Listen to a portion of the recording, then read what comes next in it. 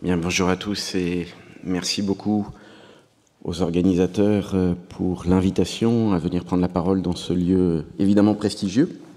Et je suis très heureux d'y rendre hommage d'ailleurs à deux professeurs qui ont été parmi mes professeurs et qui sont parmi mes références. Patrick Boucheron, qui a d'ailleurs porté sur les fonds baptismaux une collection que je co-dirige aux publications de la Sorbonne qui s'intitule « Mobilité et société ». La société, il y a eu une demande ce matin pour qu'elle vienne dans les débats. Je pense qu'elle est bien cet après-midi présente. Et d'autre part, je pense très fortement à Daniel Roche, qui a étudié, j'y reviendrai, la civilisation équestre.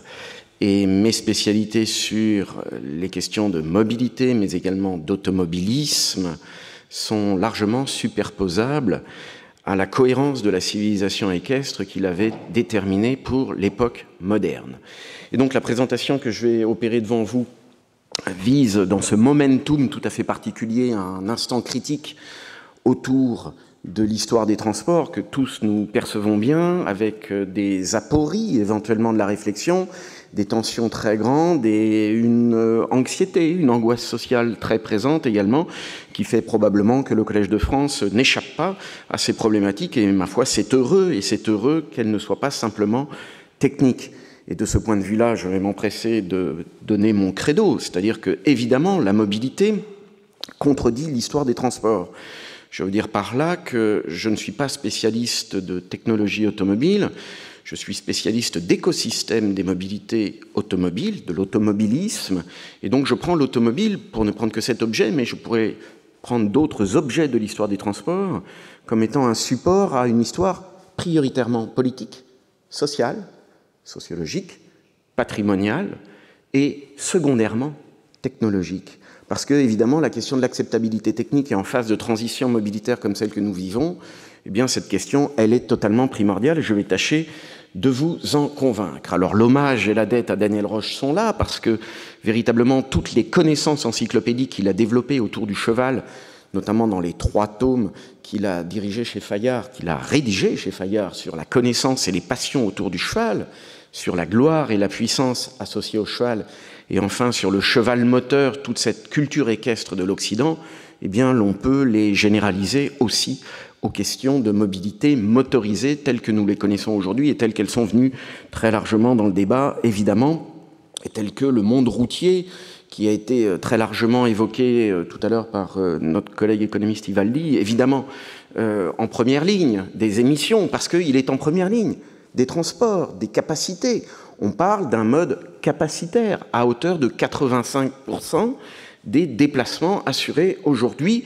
Et c'est bien plus que des états d'âme, comme ce qui a été évoqué tout à l'heure, qui saisissent aujourd'hui les décideurs de la filière, qui se sont retrouvés au mondial de l'automobile, je vais le redire, et dont le commissaire européen Thierry Breton, après un producteur d'automobile comme Carlos Tavares qui le dit depuis plus longtemps, eh bien ce sont des états d'âme effectivement qu'ils se posent aujourd'hui avec l'électrification exigée par l'Union européenne. Alors, petit atterrissage en quelque sorte sur l'épaisseur de cette notion de mobilité qu'avec tout un groupe de chercheurs, nous creusons depuis grosso modo 30 ans. C'est-à-dire avant même que l'administration n'intègre le terme dans ses documents. Et l'ouvrage fondateur de l'histoire des transports à l'histoire de la mobilité, et évidemment aujourd'hui on supprimerait le point d'interrogation, avait été préfacé par Bruno Latour, qui avait bien posé les questions systémiques autour de ceci, avant même son propre tournant écologiste, voire vers la deep ecology, sur laquelle je reviendrai. Alors nous avons décliné jusqu'à des ouvrages plus récents, et l'un d'entre eux est ici mentionné, les métropoles mobiles, je l'ai avec moi, c'est une question avec au cœur de la photographie de couverture un gilet jaune, c'est une question qui posait l'épaisseur sociale de la mobilité, et ces métropoles mobiles à l'aune des ZFE qui s'annoncent non pas dans longtemps, mais demain, eh bien, sont évidemment en première ligne. Et ceci fait fond également sur des questions de démocratie, d'acceptation, d'acceptabilité et de validation, in fine, par les populations des options qui peuvent être prises. Autrement dit, la notion de mobilité, qui, dans la discipline historique d'où je parle, donne lieu à son premier manuel, dirigé par une nouvelle génération de chercheurs aux éditions Armand Collin et qui vient de paraître, eh bien, prend cette dimension presque d'empathie avec la vie des vrais gens. C'est-à-dire que l'on ne raisonne pas simplement comme une science sociale, on raisonne en sciences humaines, encore moins en sciences dures, c'est-à-dire que les protocoles de la recherche historique sont ceux d'une discipline de sciences dures. Néanmoins, elle est préoccupée de l'humain, elle est préoccupée de cette empathie et de cette acceptabilité, je répète la notion évidemment. Et je déclinerai, en faisant fond sur un travail récent que j'ai publié, au début de l'été, sur les équipements de la route, sur précisément tout ce qui, dans l'écosystème, va changer et que l'on ne mesure peut-être pas quand on pense que la bascule va se faire facilement vers la mobilité électrique. Le professeur Fontcas, ce matin, a rappelé la présence à venir, probablement, des centrales nucléaires le long du jalonnement de nos autoroutes, qui est une nécessité absolue si l'on veut conserver la même offre de mobilité. Autrement dit, bien des choses vont devoir changer dans l'organisation générale. Et il y a une exposition que je vous invite à aller visiter, elle est en même temps que ces conférences jusqu'au mois de mai prochain, et elle aussi met un point d'interrogation dans son titre. Elle s'intitule « Permis de conduire ». Cette exposition, elle se tient au Conservatoire national des arts et métiers, je vais un peu vite, et dans la nef de l'église Saint-Martin-des-Champs, vous verrez des véhicules qui sont traditionnellement exposés dans les collections du CNAM, puisque c'est le musée des arts et de l'industrie. Néanmoins, il y a des véhicules qui sont là pour une exposition temporaire, qui sont dans la partie des expositions temporaires, et au CNAM où vous avez le Fardier de Cugnot, le premier automobile de l'histoire, mais également beaucoup d'autres véhicules dans les collections permanentes. Ici, on pose la question. Et c'est une question qui est fondamentale, parce qu'elle est politique, elle est philosophique, elle est éthique. C'est-à-dire que le permis de conduire, celui que l'État octroie, ce n'est pas un droit de conduire, celui que l'État octroie, sera-t-il toujours d'actualité pour vous-même, moi-même, les classes moyennes, et peut-être des classes beaucoup plus populaires, non pas demain, mais quasiment aujourd'hui. Autrement dit, cette option, cette opportunité d'un avenir tout simplement à l'automobile, l'électrification actuelle et la transition mobilitaire, la transition écologique, la pose de façon frontale. Et donc, frontalement, dans la revue politique et parlementaire du mois d'octobre, j'avais posé la question, et je vais me fonder sur quelques-uns des arguments que j'y ai développés, de la valeur absolue et du prix relatif de l'automobilisme, d'un automobilisme archaïque, dit ainsi archaïque, parce qu'on l'archaïse beaucoup quand même, par rapport à ce qui nous est promis demain, et que je perçois comme une somme de renoncement aux souverainetés, éventuellement industrielles, ce qui n'est pas la moindre des questions soulevées par Thierry Breton dans les pages saumon du Figaro de ce week-end dernier, où effectivement, au plus haut niveau de la Commission européenne, on commence à se poser la question des implications réelles de ce qui a été décidé pour 2035, et l'on prévoit une clause de revoyure à 2026. C'est-à-dire qu'on a déjà ménagé le public vers une révision de cette politique un peu absolue. Autrement dit, tout simplement, dans cet article, je reposais la question du sens fallacieux de l'histoire. C'est-à-dire que ce qui a fonctionné, j'ai bien compris qu'en invitant un historien, c'était une question qui se trouvait posée, c'est-à-dire pourquoi est-on parvenu à ce degré de dépendance quasiment maladive à l'automobile? Eh bien parce qu'on l'a beaucoup consenti, parce que l'automobile a beaucoup apporté de réponses, de solutions à nos sociétés. Jean-Marc Jancovici, brillant ingénieur, le dit. Le moindre de nos concitoyens, nous-mêmes, nous vivons comme si nous étions dans l'Antiquité avec à notre disposition 600 esclaves. Autrement dit, il va falloir beaucoup transférer pour renoncer à cette civilisation que nous avons chèrement désirée et pour laquelle des générations entières, et la plus récente, celle des Trente Glorieuses, celle qui est chargée de tous les maux, et on y met des guillemets, évidemment, cette génération des Trente Glorieuses a beaucoup travaillé pour l'acquérir. La référence qui a été donnée tout à l'heure par notre collègue économiste Ivaldi était le SMIC. Ben oui, le SMIC est une conquête sociale, une conquête de régulation sociale, une conquête de progrès social, une conquête de redistribution sociale. Est-ce que les sociétés contemporaines sont prêtes toujours à accepter ces sacrifices? C'est une vraie question qui se trouve politiquement posée. Et donc, le sens fallacieux de l'histoire, c'est aussi le révisionnisme qui est appliqué à cette histoire, qui vise à déconstruire l'histoire tout simplement de la révolution industrielle comme étant une histoire de catastrophe. Oui, une histoire de catastrophe qui a doublé l'espérance de vie du citoyen moyen dans nos populations occidentales. Et également à l'échelle mondiale. Et c'est ceci qui, aujourd'hui, bien évidemment, pose un réel problème. Donc il y a peut-être aujourd'hui, naturellement, un danger à nier tout simplement le lieu de mémoire heureux qu'a été la conquête de l'automobilisme dans nos sociétés. Et donc ces points-là, je les développe.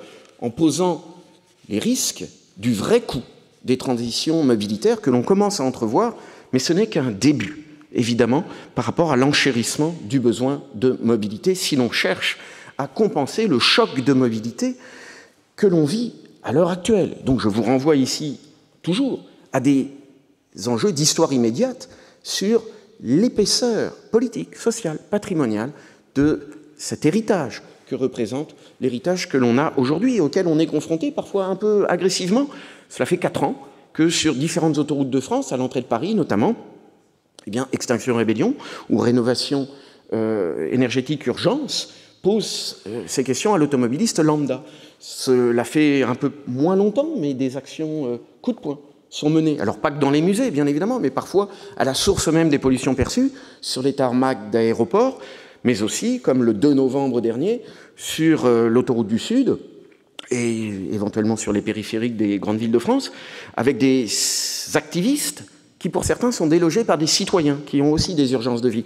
Et c'est assez intéressant de voir qu'il y a là, à la désobéissance civile prônée par certains, une réaction civile également qui monte dans la société française. Et donc, cette question qui s'enflamme sur les réseaux sociaux, bien évidemment, il suffit de passer les 2 premières réactions dans les forums pour voir que le point Godwin est atteint immédiatement et que l'on dérape gravement sur une opposition, une essentialisation des citoyens, des pratiques. Alors j'ai évoqué le mondial de l'automobile, il a été, comme à chaque édition, mais c'est peut-être la dernière, mais comme à chaque édition, il a été l'objet, évidemment, de mouvements de protestation très intenses. Alors, cette contestation, elle n'est pas récente, elle porte sur des grands projets. La matrice contemporaine, en l'occurrence, serait peut-être la ZAD de Notre-Dame-des-Landes et le renoncement de l'État, d'un État qui pensait hériter des Trente Glorieuses, des projets qui de fait dataient des Trente Glorieuses, du début des années 1960, et des programmes transatlantiques, notamment autour du Concorde qui a été évoqué tout à l'heure, eh bien on s'est rendu compte que ce n'est pas compatible avec le zéro artificialisation nette,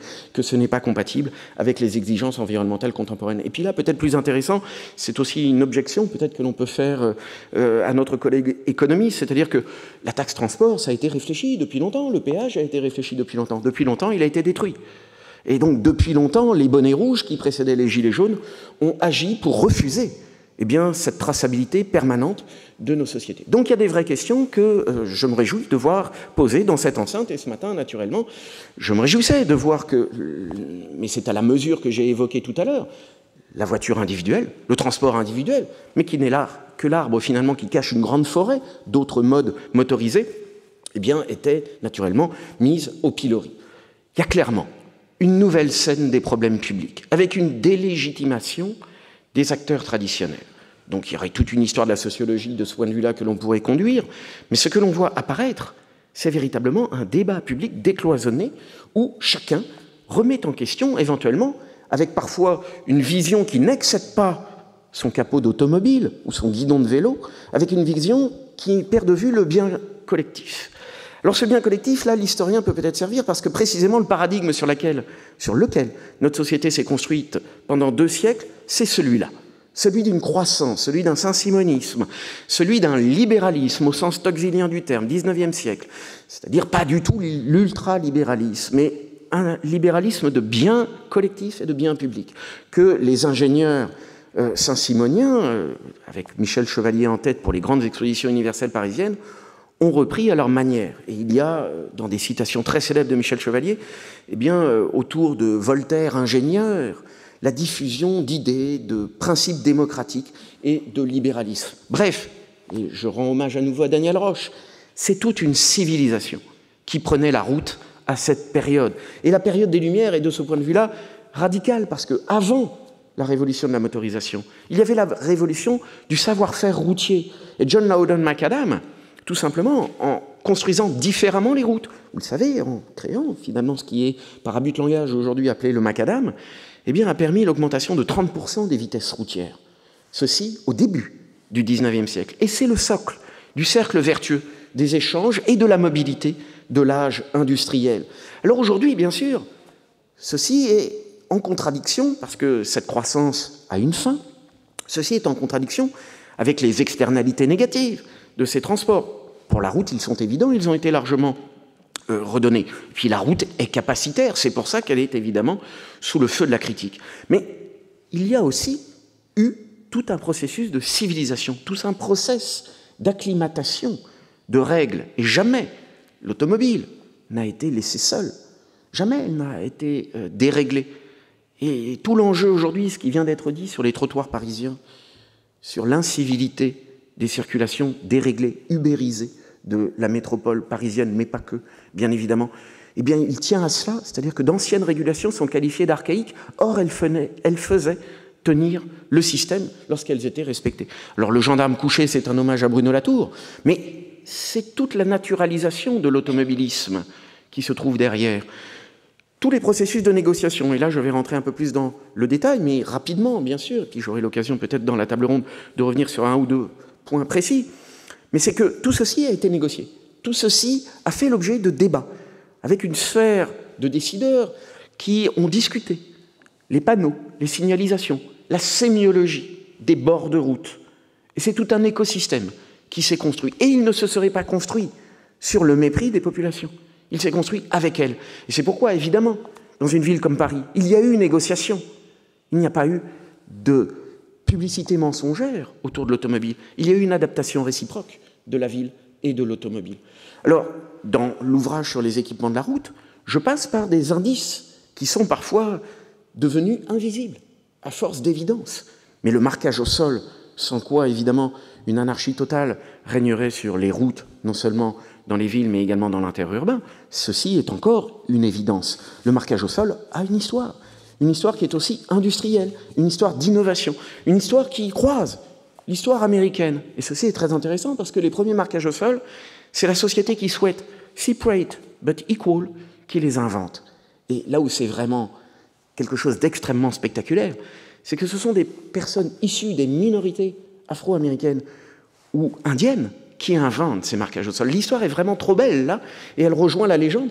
Et à la fois, les marquages axiaux ainsi que les signalisations lumineuses sont inventés aux États-Unis d'Amérique. Et donc, progressivement, on en vient à domestiquer ce qui a été un grand souhait, un grand désir, la vitesse.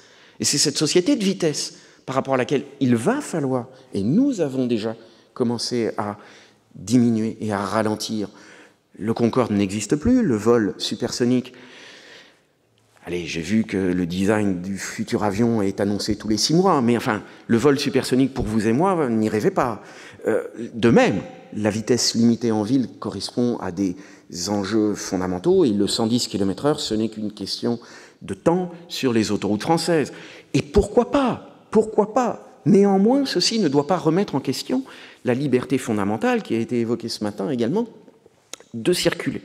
Et donc, on a domestiqué, on a industrialisé toute une branche, donc je ne passe pas de temps plus que de raison sur ces éléments, mais j'ai appris énormément. J'ai appris autour des gens qui construisent et des gens qui ont contribué à construire ces éléments qui sont absolument passionnants et qui touchent à toutes les sciences les plus dures, la chimie, les billes de verre, enfin bref, tout un ensemble chromatique également, des définitions qui sont absolument passionnantes.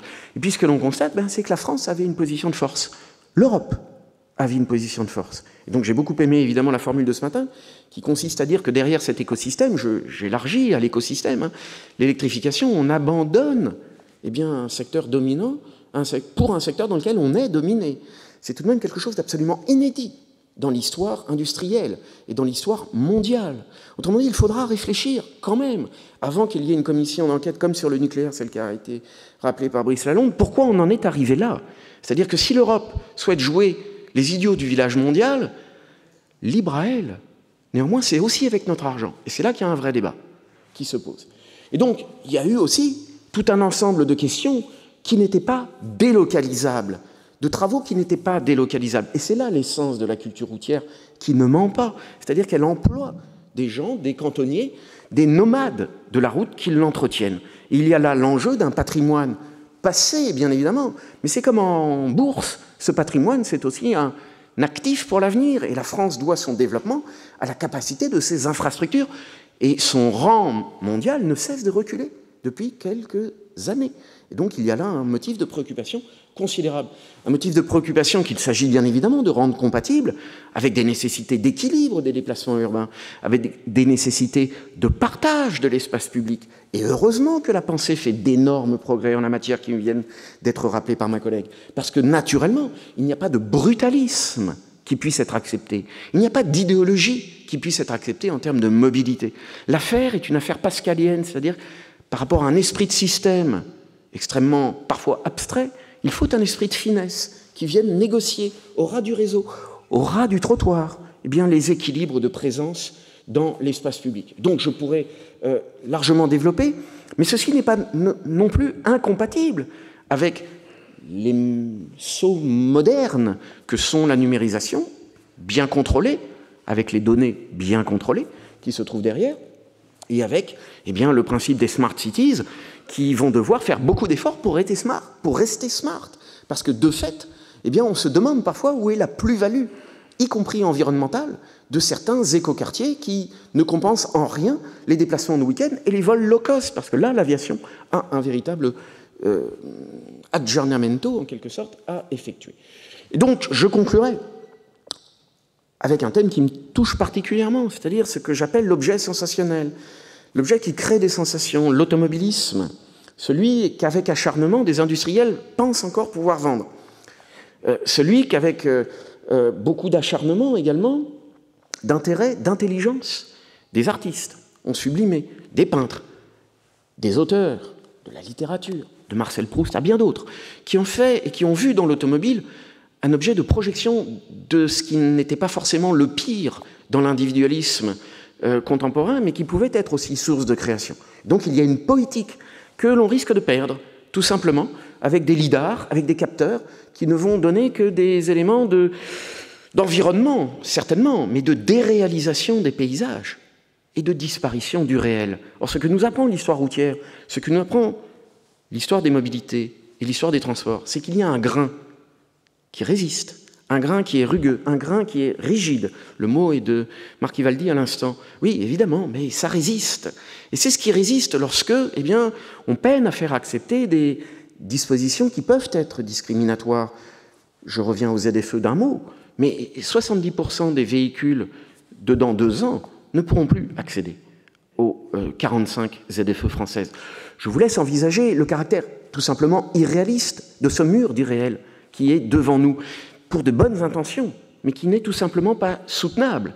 Et là, évidemment, pour conclure, je développerai cette idée d'un socle commun où la République française, c'est un mot qui revient beaucoup dans les titres de mes ouvrages, mais l'idée d'une isonomie républicaine, l'idée d'un partage égal, et puis surtout d'un intérêt et d'un maintien de la soutenabilité, certes écologique que l'on recherche, et il le faut, mais avec la soutenabilité des territoires, la soutenabilité sociale, et donc des populations qui y sont employées, parce que beaucoup de choses qui peuvent être dites ici ou là, et c'est bien pourquoi, au moment du mondial de l'automobile, le mot de naïveté et de fin de naïveté, l'expression a été employée chez Emmanuel Macron, chez Bruno Le Maire, chez Carlos Tavares depuis bien longtemps, et puis chez Thierry Breton il y a une semaine.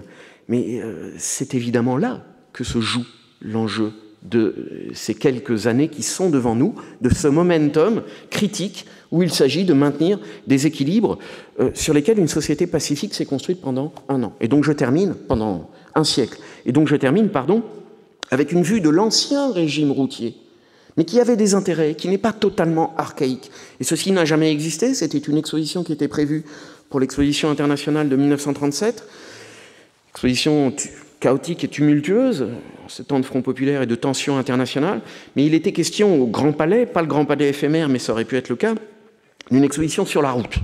Eh bien, cette exposition sur la route, elle n'a jamais eu lieu, mais je pense qu'elle mériterait d'être remise à l'avant de la scène, parce que véritablement, il se joue, cela a été dit, des intérêts qui sont considérables et qui dépassent de beaucoup la sécheresse de certains chiffres qui peuvent être présentés parfois. Je vous remercie.